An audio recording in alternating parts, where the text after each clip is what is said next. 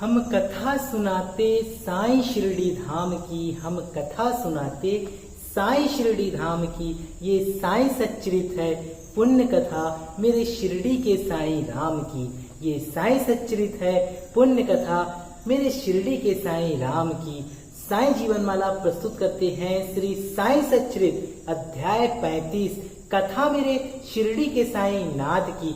ओम साईं राम। स्वागत करता हूं आपके अपने चैनल पे। मैं हूं राम गुप्ता, सह सचिव श्री साईं बाबा सेवा आश्रम करगी रोड कोटा, जिला बिलासपुर छत्तीसगढ़ से हम सभी आपको मिलकर बाबा के समक्ष बाबा की द्वारका माई में साईं सच्चरित के महाग्रंथ का पाठ साईं धाम के संचालक हुआ श्री साईं बाबा के परम प्रिय मानस शिष्य श्री कैलाश चंद्र गुप्ता जी के आदेशानुसार संसार में फैली इस महामारी को दूर करने के लिए बाबा की द्वारका माई में महाग्रंथ पाठ करने का हमें आदेश प्राप्त हुआ है। तो हम बाबा को ये महाग्रंथ का पाठ सुना रहे हैं। तो जो भक्त बाबा के इस महाग्रंथ का पाठ श्रवण कर रहा है, सुन रहा है, तो जयकारा लगाएंगे, बोलिए साईनाथ महाराज की जय, और कमेंट में अपना नाम लिखेंगे ताकि बाबा के समक्ष आप भी हैं और बाबा आपकी भी पुकार सुनेंगे और आपके भी कष्टों को दूर करेंगे। आप सभी बाबा के इस महाग्रंथ के पाठ को पूरा सुनेंगे, बीच में बिल्कुल भी ना छोड़ें, क्योंकि यह बाबा के महाग्रंथ का पाठ है। साईं सच्चरित महाग्रंथ है। जो भक्त सच्चे मन से, सच्चे हृदय से बाबा के इस महाग्रंथ का पाठ को श्रवण करता है, शिरडी के साईं बाबा उस भक्त पर अपनी अपार कृपा करते हैं और उस भक्त के सारे कष्ट और संकट को दूर करते हैं। तो चलिए शुरुआत करते हैं साईं सच्चरित अध्याय 35 की आगे की कथा। जो हमने कल आपको सुनाई थी, उसके आगे की कथा को आज हम आपको सुनाते हैं। आप लोगों से एक और आग्रह, जो भक्त बाबा के इस चैनल पे नए हैं तो सब्सक्राइब कर लीजिएगा, बेल आइकन को ऑन कर दीजिएगा। अगर आप बाबा की द्वारका माई के इस धाम के मेंबर्स बनना चाहते हैं तो साईं जीवनमाला यूट्यूब चैनल को आज ही ज्वाइन कर लीजिए। इसी तरह के और अच्छे अच्छे वीडियोस देखने के लिए और बाबा की लीलाओं का श्रवण मनन करने के लिए और अपने जीवन में आ रही परेशानियों को दूर करने के लिए साईं के द्वारका माई में मनोकामना पूर्ति हेतु जोत और मनोकामना पूर्ति हेतु बाबा की अखंड धुनी में लकड़ी का दान करके आप अपनी मनोकामना पूर्ण कर सकते हैं। तो चलिए शुरुआत करते हैं आज का अध्याय में। काका महाजनी सेठ के बारे में जो बताया जाता है। बम्बई में ठक्कर धर्मसी जेठाबाई सालिसिटार कानूनी सलाहकार की एक फर्म थी। काका इस फर्म के व्यवस्थापक थे। सेठ और व्यवस्थापक के संबंध परस्पर अच्छे थे।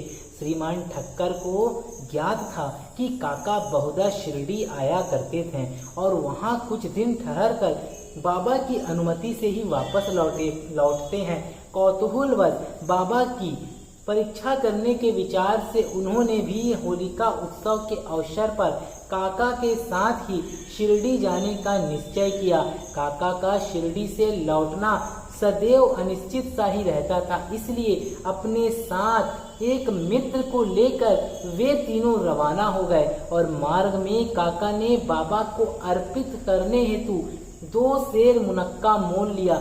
ठीक समय पर शिरडी पहुंचकर वे उनके दर्शनार्थ मस्जिद में गए और बाबा साहब तरखड़ भी तब वहीं पर थे। श्री ठक्कर ने उनसे आने का हेतु पूछा। तरखड़ ने उत्तर दिया कि मैं तो दर्शन के लिए ही आया हूँ, मुझे चमत्कारों से क्या प्रयोजन, मुझे चमत्कारों से कोई प्रयोजन नहीं है।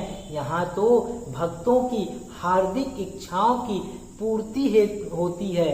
काका ने बाबा को नमस्कार कर उन्हें मुनक्के अर्पित किए। तब बाबा ने उन्हें वितरित करने की आज्ञा दे दी। श्रीमान ठक्कर को भी कुछ मुनक्के मिले। एक तो उन्हें मुनक्के रुचिकर नहीं लगते थे, दूसरे इस प्रकार अस्वच्छ खाने की डॉक्टर ने मनाही करी थी, इसलिए वे कुछ निश्चय ना कर सके और ना चाहते हुए भी उन्हें ग्रहण करना पड़ा और फिर दिखावे मात्र के लिए ही उन्होंने मुंह में डाल दिया। तब समझ में ना आता था कि उनके बीजों का क्या करें। मस्जिद की फर्श पर तो थूका नहीं जा सकता था, इसलिए उन्होंने वे बीज अपनी इच्छा के विरुद्ध अपने खीसे में डाल लिए और सोचने लगे कि जब बाबा संत हैं तो यह बात उन्हें कैसे अविदित हो सकती है कि मुझे मुनक्के नापसंद है। फिर क्या वे मुझे इसके लिए लाचार कर सकते हैं। जैसे ही यह विचार उनके मन में आया, बाबा ने उन्हें कुछ और मुनक्के दिए, पर उन्होंने खाया नहीं और अपने हाथ में ले लिया। तब बाबा ने खा लेने को कहा। उन्होंने आज्ञा का पालन किया और चबाने पर देखा कि वे सब निर्बीज हैं। वे चमत्कार की इच्छा रखते थे, इसलिए उन्हें देखने को मिल गया। उन्होंने सोचा कि बाबा समस्त विचारों को तुरंत जान लेते हैं और मेरी इच्छा अनुसार ही उन्होंने उन्हें बीज रहित बना दिया है। क्या अद्भुत शक्ति है उनमें। फिर शंका निवारण उन्होंने तरखड़ से, जो समीप ही बैठे हुए थे और जिन्हें भी थोड़े मुनक्के मिले थे, पूछा कि किस किस्म के मुनक्के तुम्हें मिले हैं। उत्तर मिला, अच्छे बीजों वाले। श्रीमान ठक्कर को तब और भी आश्चर्य किया कि यदि बाबा वास्तव में संत हैं तो अब सर्वप्रथम मुनक्के काका को ही दिए जाना चाहिए। इस विचार को जानकर बाबा ने कहा कि अब पुनः वितरण काका से ही आरंभ होना चाहिए। यह सब प्रमाण श्री ठक्कर के लिए पर्याप्त थे। फिर सामा ने बाबा से परिचय कराया कि आप ही काका के सेठ हैं। बाबा कहने लगे कि उनके सेठ कैसे हो सकते हैं, उनके सेठ तो बड़े विचित्र हैं। बाबा से इस उत्तर से सहमत हो गए। अपना हट छोड़कर ठक्कर ने बाबा को प्रणाम किया और वाड़े को लौट आए। मध्याह्न की आरती समाप्त होने के उपरांत वे बाबा से प्रस्थान करने की अनुमति प्राप्त करने के लिए मस्जिद में आए। सामा ने उनकी कुछ सिफारिश की। तब बाबा इस प्रकार बोले कि एक सनकी मस्तिष्क वाला सभ्य पुरुष था, जो स्वस्थ और धनी भी था।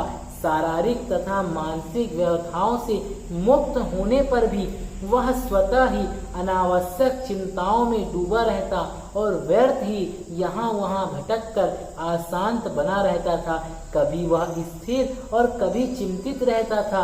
उसकी ऐसी स्थिति देखकर मुझे दया आ गई और मैंने उससे कहा कि कृपया अब आप अपना विश्वास एक इच्छित स्थान पर स्थिर कर लें। इस प्रकार व्यर्थ भटकने से कोई लाभ नहीं है। शीघ्र ही एक निर्दिष्ट स्थान को चुन लो। इन शब्दों से ठक्कर की समझ में तुरंत आ गया कि यह सर्वथा मेरी ही कहानी है। उनकी इच्छा ही थी कि काका भी हमारे साथ ही लौटे। बाबा ने उनका ऐसा विचार जानकर काका को सेठ के साथ ही लौटने की अनुमति दे दी। किसी को विश्वास न था कि काका इतने शीघ्र शिरडी से प्रस्थान कर सकेंगे। इस प्रकार ठक्कर को बाबा द्वारा विचार जानने का एक और प्रमाण मिल गया। तब बाबा ने काका से 15 रुपए दक्षिणा मांगी और कहने लगे कि यदि मैं किसी से 1 रुपए दक्षिणा मांग लेता हूँ तो उसे 10 गुना लौटाया करता हूँ। किसी की कोई वस्तु बिना मूल्य नहीं लेता और ना तो प्रत्येक से ही मांगता हूँ। जिसकी ओर ईश्वर फकीर इंगित करते हैं उसी से मैं मांगता हूँ, और जो गत जन्मों का ऋणी होता है उसकी ही दक्षिणा स्वीकार की जाती है होती है। दानी दान देता है और भविष्य में सुंदर उपज का बीजारोपण करता है। तो आपने देखा बाबा ने कितना अच्छा उपदेश दिया है और बताया है कि साईं बाबा हर किसी की दक्षिणा, हर किसी का दान नहीं लेते।